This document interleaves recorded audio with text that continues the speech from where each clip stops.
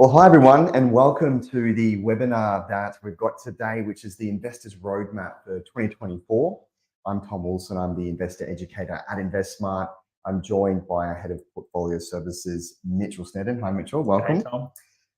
Today we've got a lot of topics to cover, and how these webinars are working is they're very interactive.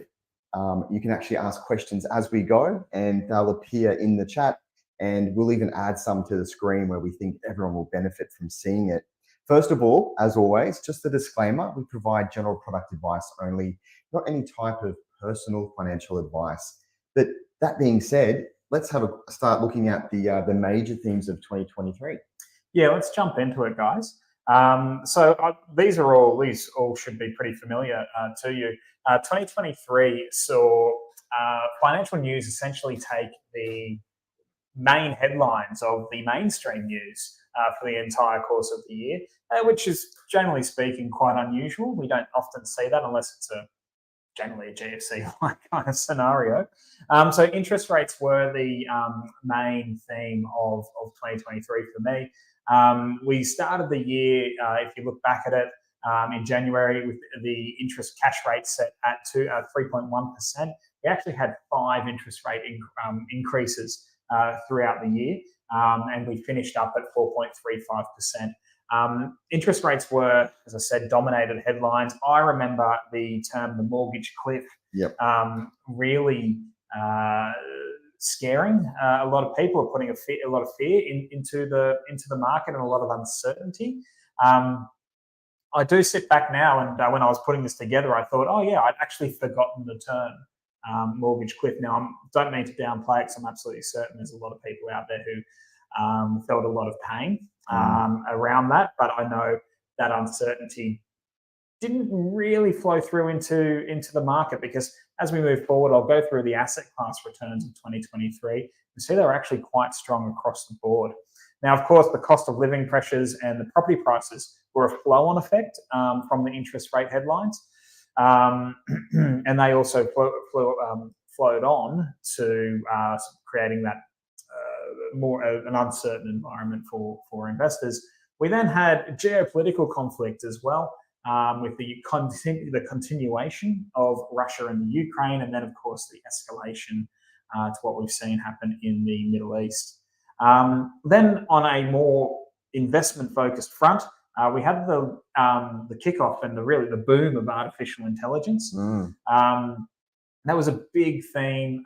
You've seen a lot of companies here in Australia and around the world kind of shoehorn AI into their annual reports and their investor presentations. Just the same as what we saw.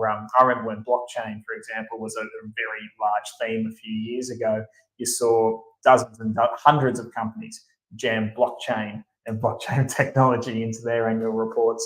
AI, though, I do think is something that is going to be, is stickier, and is a genuine trend. I personally actually use Google Bard quite a lot, just in my searching of researching things. But I know that's the tip of the iceberg, really, of what AI can achieve. But that was definitely a really strong theme and story for 2023. So a lot of pessimism and a lot of negativity and a lot of uncertainty was built into 2023. But it's quite interesting as we sit back and look at the ETFs that make up our portfolios across those main asset classes to see the year that they had. So even though we were sitting back, feeling pretty pessimistic, feeling pretty negative, have a look at the returns that were achieved across the board, and it was a pretty stunning year for these asset classes. So we just have a quick look. I mean, the highest performer, and this is driven off that last theme that we had a look at there, was the Vanguard International Shares ETF that we hold for our international exposure. VGS is made up of about 1,500 companies across the globe. About 60 to 70-ish%, high 60%, is in the US. And of course, that is heavily skewed towards those big tech stocks, which certainly got that AI boost. So you can see there over the last 12 months, that did 23%. We then jump back to an unlikely performer. I don't know if we were sitting back this time last year and I was to tell you that the Australian property market and the property rates did 16% for 12 months, that would be, I'd be met with a lot of skeptical eyebrow raisers. But here we are. It's the second best performing asset class over the last 12 months. Then we've got the ASX 200 with the iShares Core S&P ASX 200 ETF, which did 12%. And then we scale it back there. Bonds had a good bounce back year as well. Wasn't that long ago. We're looking at bonds having their worst, bond ETFs having their worst year since inception in 2022 and 2023. 2022 with the ramp up of interest rates. So that's how, and of course, cash with the interest rates increasing to where they have. People who are now holding term deposits and people who are holding heftier cash balances are finally enjoying some decent returns there on that. But you can see, though, over the last 5 years, cash has still been a pretty poor investment. 1.63% over the 5 years. Over the 10-year numbers, to just a shade over 2%. I've got a table that shows you how cash has performed as an asset class over a longer period of time coming up, and it still lags behind the likes of equities, property, Australian equity, international equities, and infrastructure as well. Yep. So let's just jump forward. If we were to blend these asset classes into portfolios, as we do here at InvestSmart, having a look across the InvestSmart Conservative through to our high growth portfolios, you can see, generally speaking, for the last 12 months, a really solid year all round. Now, we don't want to focus on those 1 year numbers.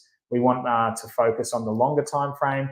The since inception numbers this year, come October this year, these portfolios will tick over to their 10-year anniversary. So those since inception numbers for the conservative, balanced growth and high growth are basically just over 9-year figures. So that is certainly what we want investors to focus on. And to get those returns, you need to hold for that time period. So let's jump forward, Tom, and we'll have a look at the major themes that we see unfolding for 2024. I think it's going to be more of the same. So interest rates will certainly still demand the headlines. People will be looking for some relief and some rate cuts.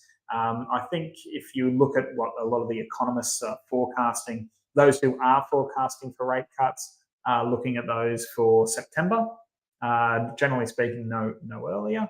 We did see inflation numbers come out yesterday that were a lot lower than expected, and a few calls there for people to say, hey, does this mean the RBA might start lowering interest rates? Most economists don't think that is the case. They think they will hold, and if there are any cuts, they'll come to the back half of the year. Now, the market is always forward-looking, so the market will move before that does take place. Now, of course, we've got a US election this year as well. It's always entertaining, if nothing else. It's literally been entertaining this whole 3 years, I guess, coming up to it. Yeah. But I remember when Trump was elected. I remember all the rhetoric around that in the media. There was a lot of articles, and be prepared for these articles coming up throughout the year. What an election or what a Biden presidency or what a Trump presidency, etc., means for markets. At the end of the day, that actually means pretty little.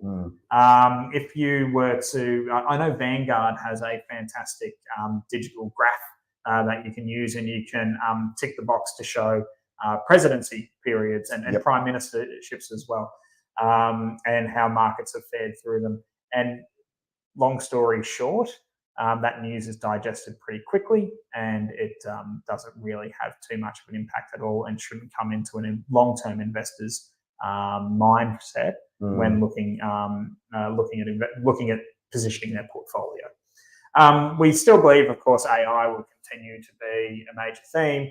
Cost of living pressures will continue throughout the year, and also then the conflicts as well that we're seeing, that they don't look to be coming towards any end.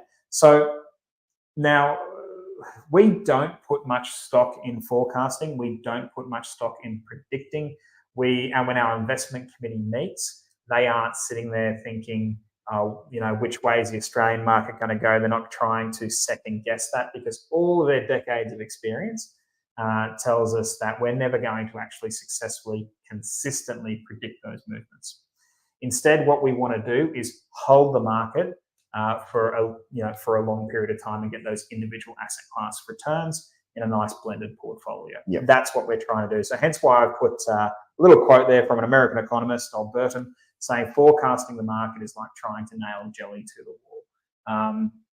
The experts out there do not try to do it themselves. So instead of predicting, making predictions where these asset classes are going to go and positioning our portfolios like that, what we do is use long-term data to prepare our portfolios and get a broad spectrum of different assets and diversified within those asset classes as well. So we actually get a good range of those outcomes. So if AI, for example, continues to drive US markets, our portfolios have a nice chunk, even from conservative all the way through to high growth. Of course, high growth has got a lot more than conservative does. They have a great chunk of international shares. Yep. Okay, so you're going to get that exposure. We have exposure to property. So if the property rally continues, I know there's a lot of talk of people returning to work and businesses getting people back into offices. We are currently in our office right now. And getting the CBDs busier again, that will maybe have a positive flow-on effect to property REITs and whatnot. But if we hold a little bit of that, we'll get that exposure. Yeah. Okay. But we're not going to anticipate it and say, let's put a big chunk deliberately in that, are we? No, because we could be wrong. Yeah. We don't know. Yeah. And so we're going to get a bit of that with bonds as well. We've got a little bit of that in all of our portfolios, of course, a bit more in our conservative portfolios than our high growth portfolios. Yep. So what we're attempting to do and what we tell people to do is to make their portfolio theme proof. So if these themes do continue to play out positively or negatively, you're not overexposed to one or the other. Okay, and so this is a graph, not a graph, it's a table that I got from the Vanguard website. The Vanguard website's got a lot of really good tools to help you develop a long-term investing mindset. I use it quite a lot. You can see here, these are the asset classes going from 2022 to, they haven't got the 2023 year up there just yet, but 2022 back to 2010. You can go back to, I think, 1970, but 2010 was the only one I could fit on the page. And you can see here, so what I was referring to as cash before, we've got a lot of people saying, well, I'm getting X percent in my in cash right now. Why would I invest? Well, cash is the grey box. So if you were to have a look, of course, in 2022, cash was the only asset class that had a positive return of 1.3% there. Everything else had a negative return. But if you were to look back at that top line, the top row, all the way back through to 2010, that was the only year that cash was the best performing asset class. Okay, so over the long term, even though, yes, you're getting good rates of return currently on your cash, over the long term, it is still the softest performing asset class. You can see there the average is 2.3%. And I'm looking at that on the bottom left-hand side there. Compared to, say, if you look at the average return of Australian shares over this time period, 7.4% per annum, even Australian bonds, 3.7%, property, 8.4%, international shares, almost 11% there. So for those who are sitting heavy in cash at the moment, yes, cash does play a role, plays a defensive role in a portfolio. We hold cash in all of our portfolios. But as a long-term investment, especially for people looking to grow their wealth and even preserve their wealth, cash still lags behind every other asset class. So just a word of warning there to those people who say overweight cash.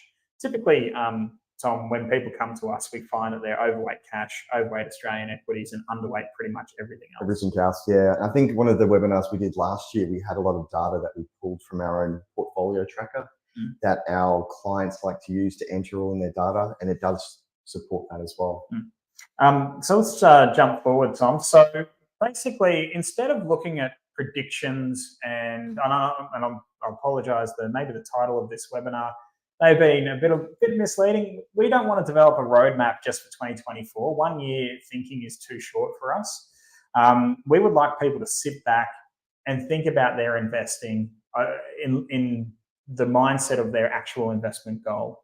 And so if you've got that mindset of your investment goal in mind, 2024 is just, is just the next hurdle, but you're really investing for, maybe 5, depending on what you're investing for, 5 years out, 10 years out, 20 years out, 30 years out, potentially if you're investing for a child, for example. So instead of sitting here and predicting and trying to guess where markets are going to move, we'd rather focus on understanding our goals, understanding the time frame of those goals, your own risk tolerance, and how you're going to react to markets. Because that's way more important than actually sitting back and trying to predict the next movement. Where's crypto going to go? Where are bond markets? Where are property markets going to go? Yeah, or individual stocks, and trying to predict if that's the next one that's going to quadruple in value, because it's not going to happen in terms of picking it. So if you sit back, think about your goal, okay, really use this time if you're still off over the holiday period to really nail down what that goal means to you, and then understand the time frame that it's going to take you to reach that goal. Now, on our website, we have our hubs, our goal hubs. So we've got building wealth, saving for retirement, investing for your children, and also, what's the last one? Investing for a property. So they're the hubs that we've got there. Every single one of those has a calculator. Jump on there and play around with the calculator and really lock down the goal that you need. Now, as well, if you when you're on that page, you'll see on the homepage, I should say, there's actually an investment quiz that you can start now. This is brand new as of 2 days ago on our website, and that'll walk you through setting up a goal. So we really highly encourage you to do that, because without the why, you then you're kind of a bit all at sea. You're at sea with the different blend of asset classes that you should be investing in. And so, instead of predicting the unknowable, let's focus on what you can control. I'm just quickly showing you at the top there while you were talking on the InvestSmart page. It's under goals and planning, and there's the different investing goal hubs there. Yeah, and so if you click that Get Started button there as well, that'll take you through the investment quiz. So what Tom's showing you there now. It's a really cool feature. I highly recommend jumping on and giving that a go. Now, let's. I'm just going to keep on going. Yeah, go Tom, for it. Yep. just mindful of time. Sure. Great. So the next slide. So when you do have your goal and when you have your time frame, you know what asset. You can then start to look at what asset class blend you should have.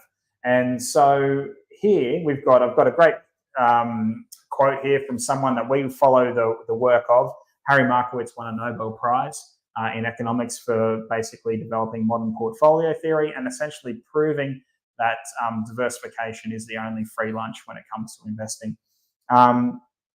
So he talks about balancing risk and return, and that's what we do here at InvestSmart in our portfolios and what we advocate for people to do with their own investing. Now, one question that often gets asked is, well, if international shares returned the highest over that longest period of time, why don't I just all be invested in that? Yep.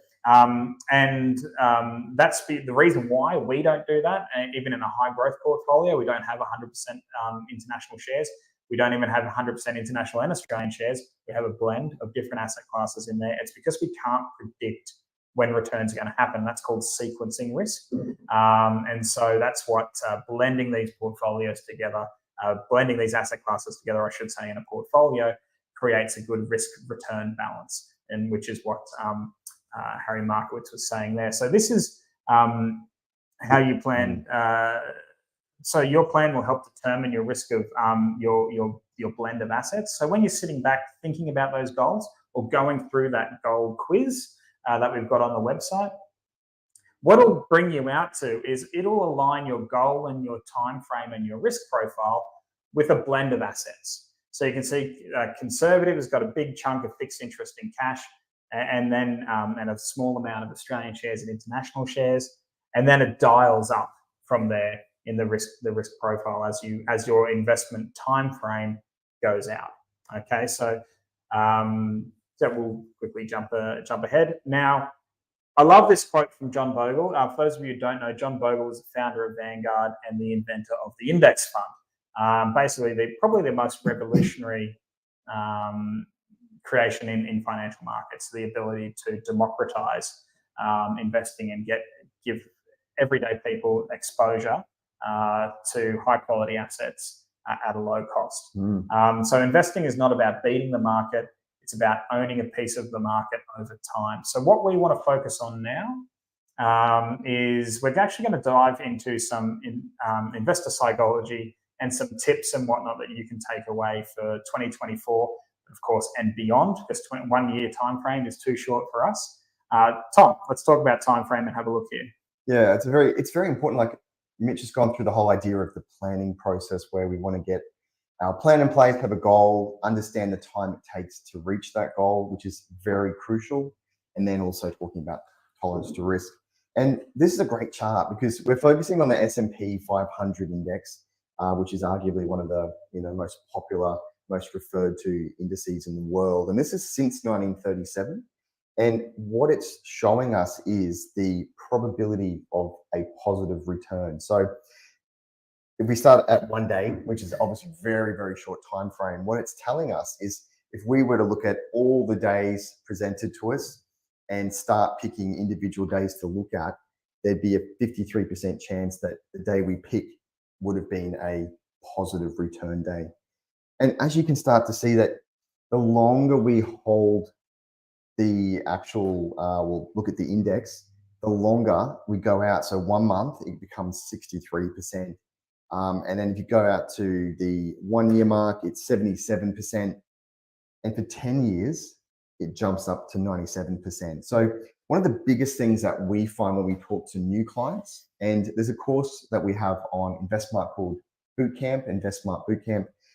We literally are teaching people the idea that you don't want to be jumping in and out, chopping and changing, not knowing your time frame, because they're literally the recipes to make the cake. It's like leaving out the eggs or the flour, or if you can't drink milk, putting in something else, So basically as well, this refers back to that John Bogle quote. It's about holding the market, owning a piece of the market over a very long time. And if you're here watching this webinar, there's every chance that you subscribe to the same investment philosophy, or maybe introducing yourself to the investment philosophy that we follow, which is holding ETFs for the long term. Yep. And basically this shows that you will, if you basically just hold, and that is your job as a passive investor in an ETF, it's just to hold. Amazing if you can hold and add to it, but just holding over a 1 year time frame, you have a 77% chance of having a positive outcome. Over a 5 year time frame, it jumps up to 90%. Yep. So your job as an investor is just to hold. And this goes back to the themes and everything I was talking about. There is always going to be something to worry about in the market. I've been working in investments for maybe 15 years, maybe more. And I've never not known a time period where there's not been something to worry about. Yep. Okay. Be it interest rates. I remember when Greece collapsed, having meetings with an investment committee back then, and all these little things. There'll always be these little things to worry about and be concerned about. But if there's one takeaway for you for preparing yourself for 2024, understand that there will be further concerns about markets and things that will get into your head. But just remember this particular chart. Yep. It's just so powerful. And I think that sort of does feed into the idea that people get caught up with their emotions, they react, they panic. We even find it when we're going through the COVID-19 pandemic. Like, do you remember before that, we had a lot of people who were talking about markets being overpriced. They didn't know what was going to happen. Then we had the drop during COVID. A lot of people were like, the market's crashing. I need to get out of this. Had you stayed though, this is what your chart would have looked like as well. So this is also from the Vanguard website, the actual tool that Mitch was talking about before, when we can actually plot on there the different presidents, even Australian prime ministers, as exciting as that is. And when you do that, you actually don't find that much change to the chart. But what I've got here is 4 standard diversified portfolios. So at the very top, you've got the high growth, then balanced, and then you've got the conservative at the bottom. So, you know, there is a bit of volatility. You can also see that drop, you know, it looks like March 2020, all of them dropping in unison. And that was obviously the COVID-19 pandemic. And that's what would have happened. You know, the volatility is muted in a sense. Basically, the whole idea about having diversified portfolios, and you know, it's a saying that we say all the time, is not having all your eggs in one basket. Yeah, and throughout this time period, there would have been like 100 reasons for people to worry. I've forgotten most things that have happened between 2014 and now, but I guarantee you there would be dozens and dozens and dozens of reasons for you to worry and panic through that time period. Absolutely. And you know, you throw in there too the idea that there's been interest rate decreases, interest rate rises, just whole different themes that are coming up, which is and currency fluctuations. I know that's a big one right now for people who are wanting to get more international exposure, but that's a concern in their mind. Over the very, very, very long term, we find that you can see it doesn't come into play when with these returns. And with this chart, it's the exact same chart, and I've just added on the you know, the performance of the US equities, which we can obviously see. You know, if you were to look at this chart and say, "Oh, I wish I had invested solely in that," you know, why don't I put all of it into that? And Mitch has already talked about this. We don't know what's going to happen over the next 10 years for US equities.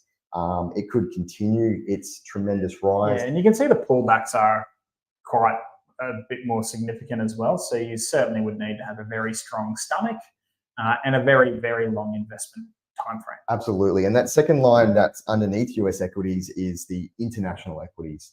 So that's other markets that obviously aren't the US, but they, you know, they seem to be there's a high correlation with them as well. But I still put on the high growth, which is a little bit obviously lower, but you could sort of argue that it's still got a lot of exposure to those US equities and also international equities. You're still capturing that. Still capturing. And then the one I like the most, the look of it, I should say, is the cash at the very bottom. It's slow and steady. It reflects what Mitch was saying before about, you know, 1.9% return on average over the last 10 years each year. So people do sort of get caught up in the idea that, you know, right this minute, I should have everything in cash because it's going to give me, you know, it's stable, a good return. I don't want to risk putting it into equities, for example. It's too much of a risk. Yet, about this time, a year and a half ago at least, the interest rates were at all-time lows, and people were talking about how bad cash was, and you know, the risk with that. These are the actual asset classes I chose, just with the colors and also the returns. So you can definitely go to the Vanguard site and have a look at their charting feature. It's a fantastic thing. You can spend for hours. But you know, if you look at even Aussie shares, that over the period, which is November 2013 till 2023, it's about 7.3% on average per year each year. And then you've got the sort of standard portfolios on the right-hand side. I'll quickly jump into this one as well, because this is a very interesting chart too, and it plays with the whole idea. And often what we speak to, you know, prospective clients about, or people who are invested, people who aren't invested with us, family and friends, the idea that they try and time the market. So if they are thinking that something's going to happen, they might change their portfolio style, or they might jump out of an asset class. And we saw a lot of people, even since I've worked in investing, where they deliberately tried to anticipate cash giving a better return or a lower return and jumping from one to the other. You're definitely spending more in transaction fees. Yeah, the biggest takeaway I've had from dealing directly with clients, and it's a lot of people out there who run their own SMSFs a lot. They're very hands-on investors. My biggest takeaway throughout my 15 years doing this role is the worst mistake they can make is actually selling out. So many of them, they'll actually liquidate their portfolio with thinking that something negative is on the horizon, and then what that does is, yes, it might feel good in the short term, but then they have to pick a re-entry point, and that for most is really paralyzing, because say if the market does fall for 5%, their investments fall 10% or something like that post them being out of it. What they then need to do is try and pick a re-entry point. And I can guarantee you when things are down 10% further, they're thinking it's not a great time to invest. And typically what they'll then see is the markets recover. It'll go beyond where they actually pulled out. And now they'll think, oh, geez, the market's too high. Yeah. So they have cost themselves transaction costs, tax implications, and then there's opportunity costs because they're sitting on the sidelines, not earning dividends and watching the market run away from them, causing themselves all sorts of anxiety. Yeah. It can be quite difficult. All from market timing. And it comes back down to like even the anchoring bias in psychology, where you've got something in mind, so you're always referring back to that. But the thing I like about this is that it shows that, if you were to be someone who doesn't stay invested for the whole period, and this is the S&P 500 again as an example, if you missed the 10 best days from not being invested, you basically lost 45% in the value. And as you can see, if you missed the 20, 30, and so forth. And we'll put these slides up on the website too, because I know that they're not the largest for you there. So essentially, one of the ways that we try and educate people through the bootcamp course, but also just our business in general, is obviously having your investment plan, time frame, goal, and your risk tolerance, but almost even acting like a robot. So the idea is that if you remove emotion from your investing and you stick with regular contributions, regardless of what's happening in the market, you get the benefit of dollar cost averaging as well. Stick to your plan. It all comes back to that investment plan. If you do one thing at the start of 2024 to set yourself up on the right foot, it's to really nut out that investment plan. We've got plenty of materials on our website to assist you with that. If you just stick with that and forget about what the market does, over the long term, you will reap the benefits. Yeah, and that's even the same, game book that Warren Buffett, plays as well. He doesn't care what's happening in the markets. That's, just wanting good quality businesses. So on that basis, we've covered off those things. Definitely ask questions, but Mitch will run through, what we actually do as well. Yeah, so basically we have built our entire service off two things: the correcting the flaws in the funds management industry, but also overcoming these hurdles that most people face in their own personal investing. So first and foremost is fees. We cap our management fees at $550 per annum. So no one in our InvestSmart diversified portfolios will pay any more in a management fee than $550 per annum. Compare that to a 1% management fee or a 0.5% management fee. It's basically, it ends up with more money in your account, earning dividends and earning capital returns. Okay, it's that simple. If you can control, it's just like savings. If you can control your expenses, you're already well ahead of the curve. The second thing is we use passive investment vehicles. So we use ETFs and passive index tracking ETFs to get those returns for our clients. And so why we use those is because we can easily get a spread of different asset classes, and we can get great diversification within asset classes. So we're not exposed, we're not left exposed to one set of companies or one sector, etc. So that's so we diversify, low cost, and then we have automated settings in your account for you, so you can set up your investment plan and stick to it. So you don't even have to think about it. That could be for someone growing their wealth, or for someone in retirement, say living off their portfolio. We've got a setting which is really popular, called an income sweep. So basically, every single month we see whatever income's been paid out to your portfolio. We wrap that up for you. We transfer it out to a bank account of your choice. And we also have regular withdrawal plans for people who are in retirement as well. And so they could have, say, a set $1,000 a month coming out of their account. They could also have that in conjunction with the income sweep. Because the ETFs that we use pay quarterly distributions, the income sweeps can be quite lumpy, of course, around those quarters, and the months that don't fall on those quarters can be quite lean. So people do use that regular withdrawal feature. So we have built this service. It's low cost, passive, secure. It's held on your own, on a HIN in your name or your super fund's name. InvestSmart's not the legal owner. Our clients are the legal owners. Yep. So it's absolutely as secure as you can get, holding an investment yourself directly, say through a broker like CommSec or NabTrade. So let's just wrap up here, Tom, with our top tips for 2024. Now, there's a really good article. If you look on our insight section, there's a whole stack of tips from our investment experts. You look for Paul Clitheroe with the Santa Claus hat on.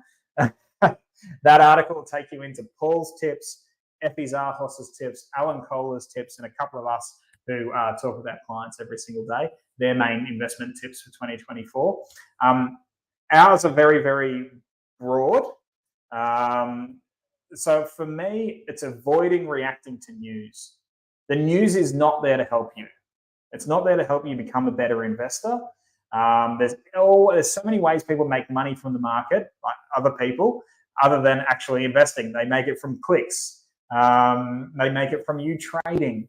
They make it all sorts of things. So if you do not react to the news, you're going to be well ahead of the curve when it comes to investing. In fact, if you program yourself to not worry about headlines like billions wiped off markets today, which always gets trotted out, if you actually think about inverting that, and when you hear billions wiped off markets today as an investment opportunity, I know we don't advocate market timing, but if you think about it that way, and which I know I do, that's taken a long time though, by the way, to get to that point, because it's a big psychological factor. Absolutely.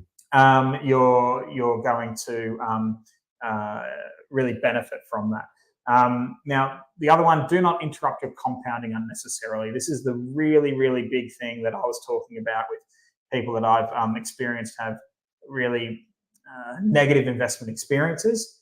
They have a short-term pullback in the value of their portfolio, and they extrapolate that into the future, and they liquidate an investment.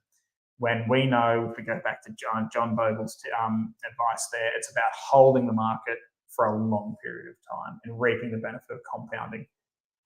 Stick to your plan. As I say, we've now got that quiz on the website, so go to investsmart.com.au and you'll be able to take our investment quiz there. Highly recommend going through that as we walk you through an investment plan step by step within about 3 minutes. It's really useful. Finally, keep learning and keep it simple. I know Paul Clitheroe's main wealth tip for everyone is to keep it simple, and it's about spending less than you earn, reducing your expenses where you can, and just investing incrementally over time. It's really, really straightforward. You can book a call with the team as well. On the website, there's questions and answers, and that actually brings us to the question and answer part. And we've got some great questions here as well. So definitely put your questions through. I'll present them on the screen like I have here for Richard's. Richard saying, I get that your fees are capped, which is good. Presumably there are fees charged by the ETF providers. And yes, there is. You'll pay those ETF fees whether we manage it for you or whether you decide to do it yourself. What we'll do, and I'll quickly actually show just on the website, if you go to the page, investsmart.com.au, and go up to invest, you can click on it from there actually, and it will show you the portfolios that we've been talking about, the diversified ones. Let's pick. Let's jump into growth. Let's top growth. It's right in the middle there. So we scroll down and we actually can see the performance. If we go down to key facts, go to asset allocations and holdings, and you can see on the left are all those asset allocations we were talking about. On the right-hand side, though, you can actually see, we're very transparent about this. These are the ETFs that we'll purchase on your behalf to get you exposure into, say, like a growth portfolios. You can Google each one of these on the internet. I think if you go back to details, there's even the fees section, there should be indirect costs. Indirect costs. So what Richard's referring to here is a thing called ICR, which is an indirect cost ratio. And basically, as Tom mentioned, if you were to invest through us, or if you were to jump on your CommSec account or a NAB trade account and buy a Vanguard ETF or an iShares ETF, you would be paying that underlying ETF expense that comes out of your return, out of your dividend. And they're really low. We choose really low cost ETF providers to build our portfolios with. But then people say, well, if I'm paying for the ETF, what am I paying InvestSmart for? Essentially, you're paying us to select these ETFs. There's about 300 ETFs on the Australian market. We're hand-picking these, we're monitoring, and we're rebalancing over time for you. And essentially, people going out there, we have the ETFs here, you can see them, and you can go out there and buy them yourselves. But we get wholesale brokerage rates as well. So what we find is most people can't actually do it cheaper than what we charge them.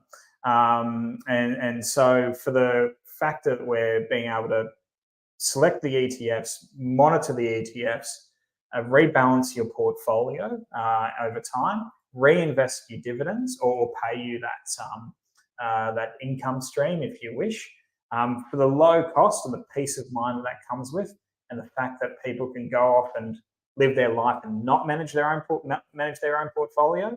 It's a small price to pay. Yeah, I think the biggest thing to take away from that too is the rebalancing part, because if you're telling us, InvestSmart, we want a growth portfolio, we want that kind of risk profile, do it. Our job is to make sure that we stick to that. So say, for example, if you're looking at this one here, the growth and Australian equities, we're holding about 28.25% of the entire portfolio in Aussie equities. If Aussie equities was to take off, I guess that comes back down to that psychology part too. If you're your own investor, you're sitting there going, gee, what do I do? It's taken off. It's now, 35% of my portfolio. Should I cut it? Should I? And that, it leads back into another question that we had, which was excellent.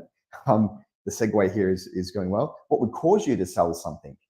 And it's, I guess, a two-part question, isn't it? Because it's about rebalancing. Rebalancing, but there's also the investment committee that meets every quarter at the same time. Yeah, so our investment committee, as I mentioned, there's about 300 odd ETFs on the market. I know the likes of Vanguard and iShares, for example, recently went through a period where they reduced the fees in their ETFs as well. So there's all sorts of things happening in that market, and when we meet as an investment committee every single quarter, we're sitting there and reflecting on the ETFs that we hold, reflecting on new ones that have come onto the market, and reflecting on any changes that have happened within them. And so if there is a cheaper, viable alternative to the asset class that we want, then we may switch that out. Now that does happen pretty rarely, because we only invest in the lowest cost asset ETF providers. So it is rare. But another time, Bob, to your question, what would cause you to sell something, is rebalancing a portfolio to stick with someone's investment plan. So if you're taking an income from your portfolio, we will maintain the balance. So we'll trim the holdings for you in keeping the balance of the portfolio to free up that cash to provide you for your income. So that's when you'd sell. And I think you might be also referring to what I was saying is your job's just to hold. We do not preempt. We do not try and time market events. So we hold. We know the best thing. All of our experience tells us to do is if there is a correction, it's to hold through that period. Every single one in history has shown us that just holding through it and not trying to jump out and jump back in at an opportune time is the best course of action. Yeah, I was going to quickly say as well, like if I go up the top to invest and say who we are, we've got some pretty good names on our board, like Paul Clitheroe, Effie, Alan Kohler. They're all part of our investment committee. So they are the ones that are sitting there making sure that our portfolios are sticking to the mandates that we say we're going to do. But if you were to ask them, what ETF should I invest in because it's going to do this amount per next year, they would say, not sure, long-term time frame, stay in the market. It brings us to another question as well that Karen's asking here, saying that we mentioned Buffett. Want to offer a Buffett-style management service where fees are only charged if a benchmark is beaten. And I don't know. Buffett, of course, runs Berkshire Hathaway. I don't think there's any performance fees or anything like that associated with it, to my knowledge. The only thing I can think of, though, is obviously Warren Buffett follows the value investing principle, and it's obviously a bit of a plug here for the other part of our business, intelligent investor. Intelligent investor. One thing as well, Karan, though, looking at the InvestSmart approach is not to beat a benchmark. It's not to beat the ASX 200 or to beat. It's to get that asset class return, to get a passive index return. And if you're an index investor, you're not going to beat the index. So our fees are designed to be as low as possible. Even if we, had I don't think there is a fund manager out there in Australia that caps their fees and has a lower fee than us. Yep. So if you find one, we definitely love to see it. But essentially, we are not trying to be clever and beat benchmarks. We're trying to get the index return in a blend of multiple indices into the one portfolios. That's what we're trying to do in these portfolios. Now, Tom was referring to our sister company, the Intelligent Investor. The Intelligent Investor does follow a value investing approach where the team are actively picking Australian and international companies trying to beat a benchmark. So if you jump over to that page, you'll see that they also offer managed funds, and the guys have been quite successful over a 20-year period of handpicking individual companies. There's another interesting question from Andrew. Let's go to Andrew. African Argo. Do the portfolios include low-cost LICs? So when we're putting together our ETF portfolios, one big thing that we're looking for here, Andrew, is liquidity. And so we will favour, if, say, for example, there is two Australian equity ETFs that both invest in the ASX 200, and they have a management fee of 0.1%. But one's been operating for 20 years and has millions traded every single day in it, and the other one has been operating for 2 years and has a few $100,000 traded every single day in it. We will favour the ETF that has the longer track record and has the deeper liquidity pool. So the reason why I mention that is African Argo, they are listed investment companies, meaning you are actually buying and selling shares from other investors. And so the liquidity pools aren't there that we require, but also they are not 100% passive, even though African Argo, over the long term, their returns do tend to revert to the index returns, even though I think they have just slightly beaten them. But they are active managers underlying, so that's a reason why. I can't remember what their fees are, but I'd say they're really probably very comparable to the ETF, the Australian equity ETF that we use, which is IOZ, the iShares ETF. I'd have to look that up, but that's essentially why liquidity levels, and they are even though a lot of people view them as a substitute for an index fund, there is a level of active management going on inside them there. So we want pure passive exposure to the ASX 200.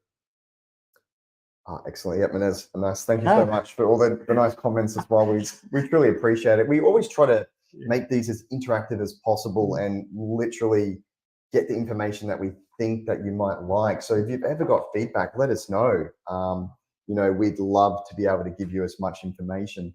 Let's have a look at the growth fund chart. That's a great question, David. Yeah, absolutely. So they have recovered from where they were. Let's have a look at. So this is only up to November. So we have the website. I was a bit ahead in my numbers that I put up earlier in our presentation. Keep an eye out on the website, and those numbers will be updated. But so it looks like no, so that's the peers. But if you go to the so December looks like So 2022 was a pretty rough year. If we Tom, if you go back to the presentation. Sure. Yep.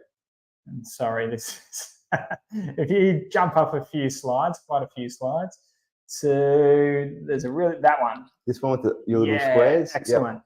So if you see 2022 was a pretty rough year for most asset classes except for cash. And so if we see, what Australian shares did in what colours? Australian shares, sorry, this is a really difficult one to read. It's the light blue, so -3%. International shares did -12.5% in 2022. Bonds got absolutely hammered. So that's the reason why. So we've ridden that wave, and then we're coming out the other side there, David. So 2022 was a pretty rough year for all asset classes.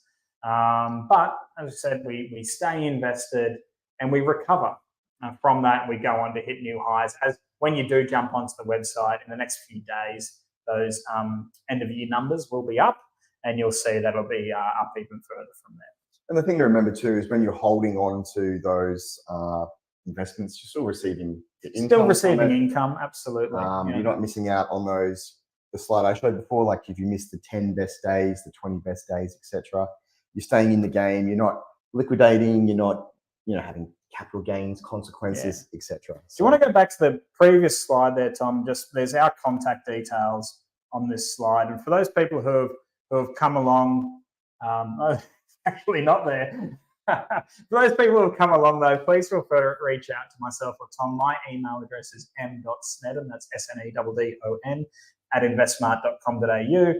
For people, anyone who's interested in doing boot camp, Tom here actually operates boot camp. He does live webinars every single week for it. It's really low cost. It's a great way to get your friends and family investing if they keep asking you investment questions. And he also offers a boot camp for business. So for people out there who are operating businesses themselves and think that, hey, I'd like to offer a nice little incentive for my staff or get my, improve financial literacy for my staff. It has a lot of flow on positive effects. Tom runs a business. There's a business for boot camp for business subscription that you can get to where you can get multiple logins to that. So t.wilson@investmart.com.au is his email address. Please reach out. But everyone, thank you very much for joining us. Thanks for all the questions. If anything does pop up and you want to chat to us, there's a chat function on the website that you can use in the bottom right-hand corner. Please, that we do man that, so it's manned Monday to Friday, 9 to 5. But also reach out to us, send us an email. Happy to